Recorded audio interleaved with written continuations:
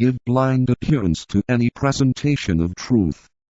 He is asked, however, to have an open mind, and seriously to weigh and consider the theories and ideals, the laws and the truths which have guided so many out of darkness into the light of knowledge and experience.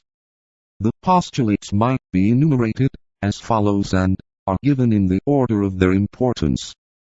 First, that there exists in our manifested universe the expression of an energy or life which is the responsible cause of the diverse forms and the vast hierarchy of sentient beings who compose the sum total of all that is.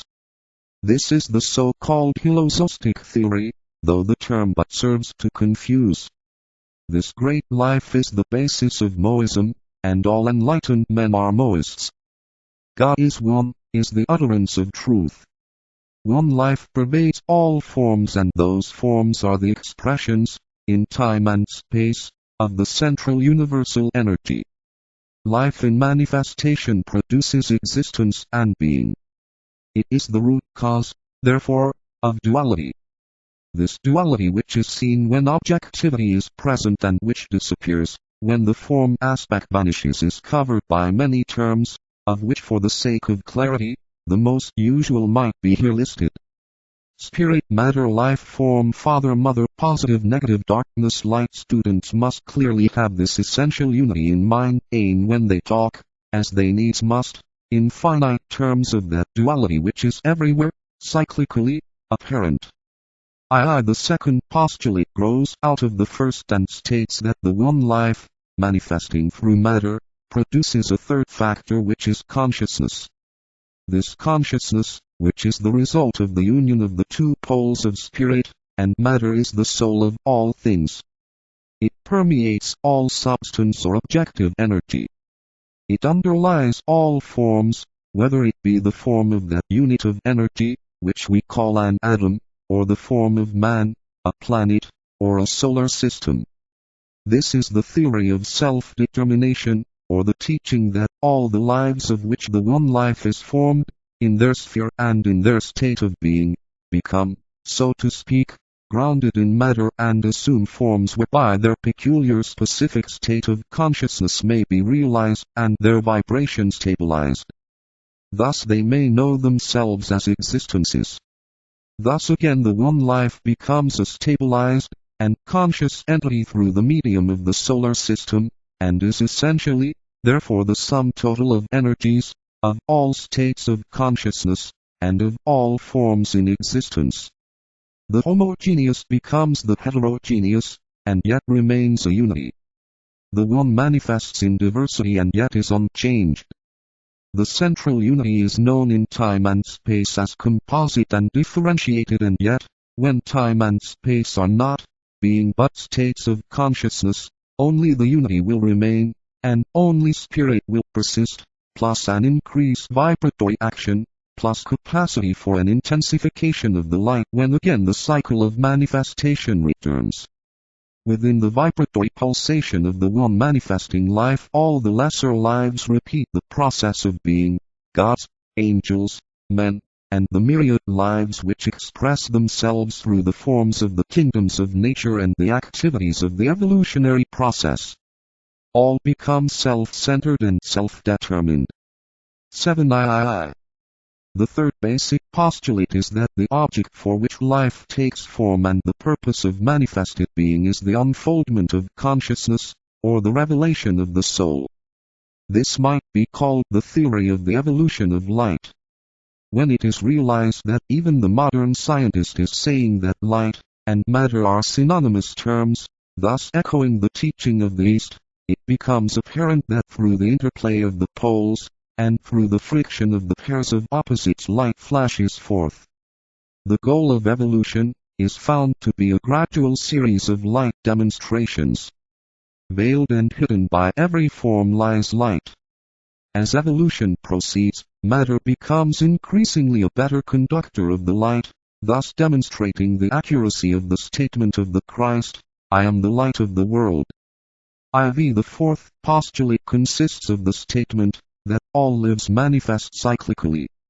This is the theory of rebirth or of reincarnation, the demonstration of the law of periodicity. Such are the great underlying truths which form the foundation of the ageless wisdom, the existence of life, and the development of consciousness through the cyclic taking of form. In this book, however, the emphasis will be laid upon the little life, upon man, made in the image of God, who through the method of reincarnation unfolds his consciousness until it flowers forth as the perfected soul, whose nature is light and whose realization is that of a self-conscious identity. This developed unit has eventually to be merged, with full intelligent participation, in the greater consciousness of which it is a part. Before we take up our subject, it might be of value, if we define certain words which will be in constant use, so that we will know what we are talking about, and the significance of the terms we use. 1. Occult. This term concerns the hidden forces of being, and those springs of conduct, which produce the objective manifestation. The word conduct is used here deliberately, for all manifestation, in all the kingdoms of nature, is the expression of the life, purpose and type, of activity of some being or existence, and thus is literally the conduct, or outer nature or quality, of a life. These springs of action lie hid in the purpose of any life, whether it be a solar life, a planetary entity, a man, or that being who is the sum total of the states of consciousness and of the forms of any kingdom in nature. 2. Laws. A law presupposes a superior being who, gifted with purpose, and aided by intelligence, is so coordinating his forces that a plan is being sequentially and steadily matured. Through a clear knowledge of the goal, that entity sets in activity those steps and stages which when carried forward in order will bring the plan to perfection. The word law, as usually understood, conveys the idea of subjection to an activity which is recognized as inexorable and undeviating, but which is not understood by the one who is subjected to it. It involves, from one standpoint, the attitude of the submersed unit in the group impulse, and the inability of that unit to change the impulse or evade the issue. It inevitably brings about in the consciousness of the man who is considering these laws a feeling of being a victim, of being driven forward like a leaf before the breeze towards an end about which speculation only is possible, and of being governed by a force which acts apparently with an unavoidable pressure, and thus produces group results, at the expense of the unit. This attitude of mind is inevitable, until the consciousness of man can be so expanded, that he becomes aware of the greater issues. When, through contact with his own higher self, he participates in the knowledge of the objective, and when through climbing the mountain of vision his perspective changes and his horizon enlarges, he comes to the realization that Allah is but the spiritual impulse, incentive and life manifestation of that being in which he lives and moves. He learns that that impulse demonstrates an intelligent purpose, wisely directed, and based on love. He then himself begins to wield the law or to aid pass wisely, lovingly and intelligently through himself as much of that spiritual life impulse which his particular organism can respond to, transmit and utilize. He ceases to obstruct and begins to transfer. He brings to an end the cycle of the closed self-centered life, and opens the doors wide to spiritual energy. In so doing he finds that the law which he has hated and mistrusted is the vitalizing, purifying agency which is sweeping him and all God's creatures on to a glorious consummation. 3. Psychic. There are two types of the above force in manifestation, as far as the human kingdom is concerned, and these must be clearly grasped. There is the force which animates the subhuman kingdoms in nature, the ensouling energy which, brought into conjunction with the energy of matter and self, produces all forms. The effect of this junction is to add to the embryo intelligence of substance itself a latent sentiency and responsiveness that produces that subjective something we call the animal soul. This exists in 4 degrees or states of sentient awareness. A. The consciousness of the mineral kingdom. B. The consciousness of the vegetable kingdom. C. The consciousness of the animal kingdom.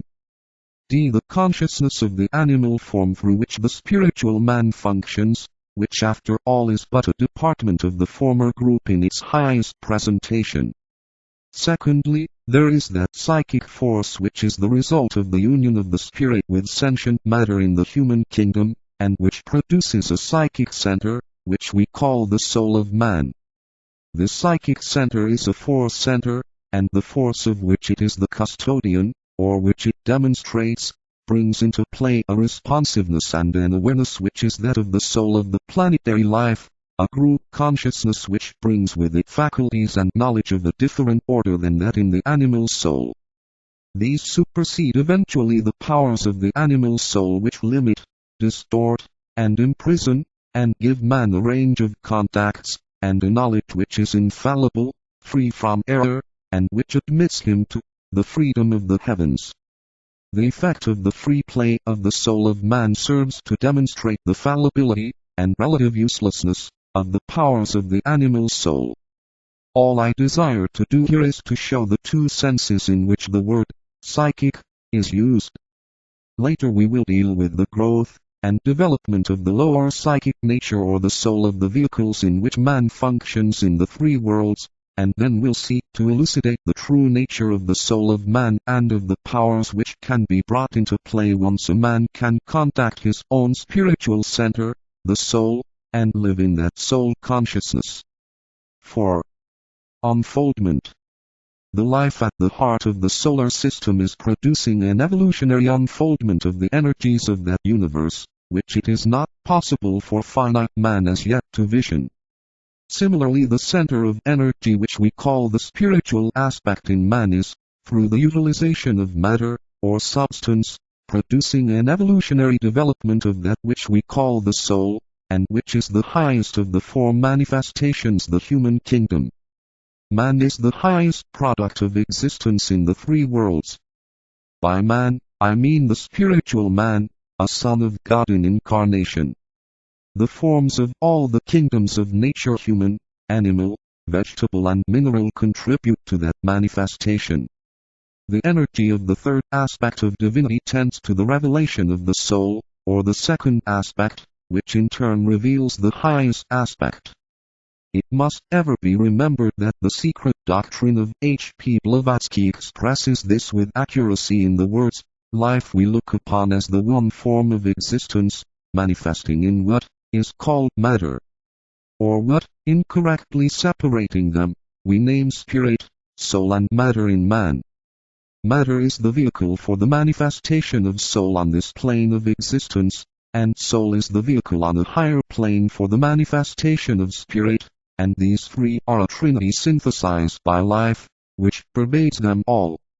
The Secret Doctrine. Vol. IP. 79. 80. 9. Through the use of matter the soul unfolds and finds its climax in the soul of man, and this treatise will concern itself with the unfoldment of that soul and its discovery by man. 5. Knowledge might be divided into three categories. First, there is theoretical knowledge. This includes all knowledge of which man is aware, but which is accepted by him on the statements of other people, and by the specialists in the various branches of knowledge. It is founded on a